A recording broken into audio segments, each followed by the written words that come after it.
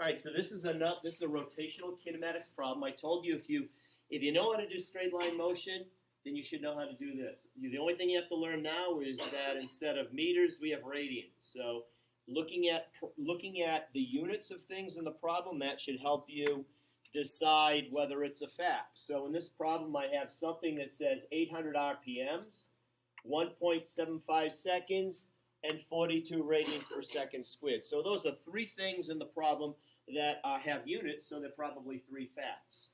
So if I look at it, I have, it says an electric fan is put on its high setting. So it's moving at its high setting. After the low push button is depressed, the angular speed of the fan blades decreases to a value of 800 RPMs in 1.75 seconds, and they give you the deceleration. So the first step is to list your facts.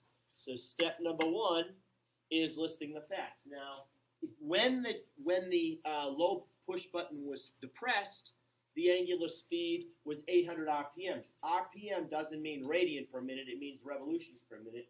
So that has to be converted. So we have to do a conversion right away. So the original angular velocity, I'm going to begin by writing it as 800 RPM. I want to write it so I have a unit above the fraction line and below the fraction line. So I'm going to write that as rev per minute. So that's the same thing as RPM. And then we're going to,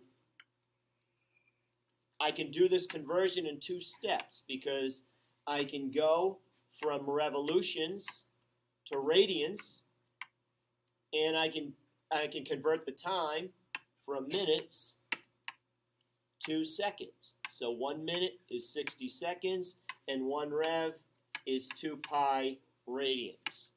So if you solve that, what do you get for your original angular velocity? Yep. 83.7 radians per second. So we have that. Now this happens in 1.75 seconds, so that's pretty basic. The time then is 1.75 seconds. And then it says the deceleration. Now it says decelerating. So it's slowing down. So I know that the final velocity is going to be less. I have to make sure when I write the angular acceleration, I'm going to write it as what? Negative, right. So negative 42 radians per second squared. So now, those are the three facts given in the problem. I know that with those three facts, I could get the final angular velocity, or I could get how many, I could get the angular displacement. So I could get either one of these with these numbers. So there is a part A and a part B.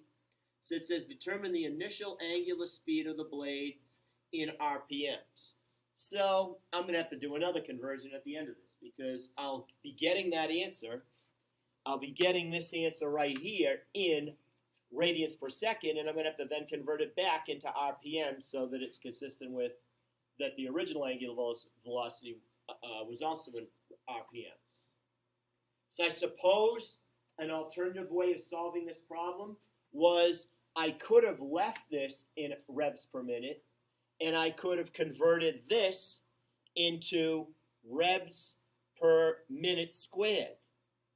All right, that way. And then I would have to convert, but I would have still had to do two conversions because I would have to convert the time into minutes. So I'm not going to avoid it. I'm not going to be able to do less conversions if I had left that in RPMs. So step part A is going to be, the unknown is determine the initial angular speed. What the heck? Okay, I made a mistake here then, didn't I? Let me read this again. After the low push button is depressed, the angular speed of the fan blade decreases to a value, so that's the final angular velocity. Okay, so I need to change that.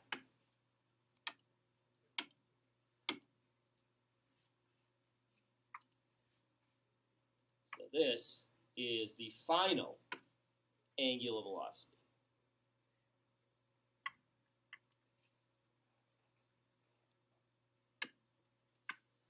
Right, so determine the initial angular velocity. So now we're looking for the omega original, and I want the answer in RPMs. That's the reason why you write down the units for, even for the unknown.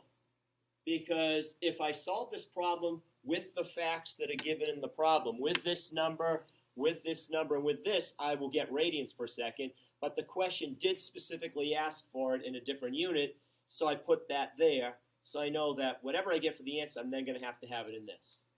So step number 2 is to pick the correct equation. I always told you the easiest way to find, I'll do it over here. The easiest way to find the correct equation is to figure out what fact we didn't write down. And the only fact we didn't write down was the theta. And there's only one formula that doesn't have theta. Omega final equals omega original plus alpha t. So that's your step 2. Step 3, I do have to rearrange it because the unknown is the original angular velocity, so I need to move this to the other side. And when I've done that and solve it for the original angular velocity, it's going to be the final minus alpha t. So that's step 3. And then just plug in the numbers. So step 4, omega original equals omega final minus alpha t. The final is 83.7.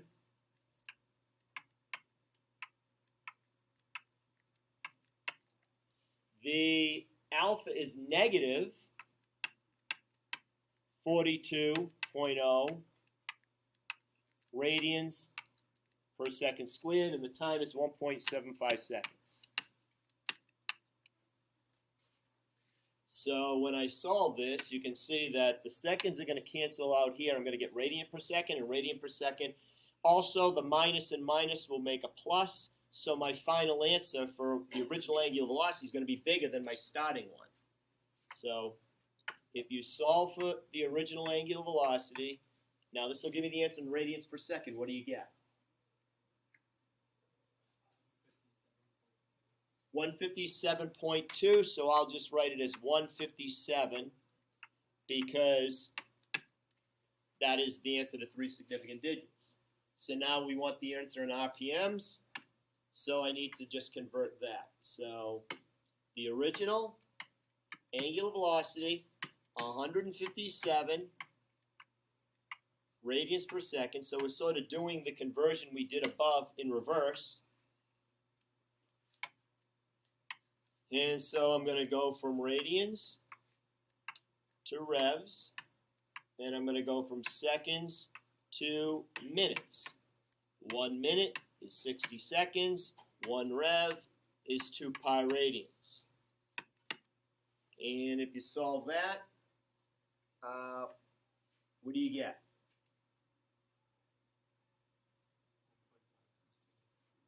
Yeah, in fact, to 3 significant digits, I think it's 1.50 times 10 to the 3 RPM, or revs per minute.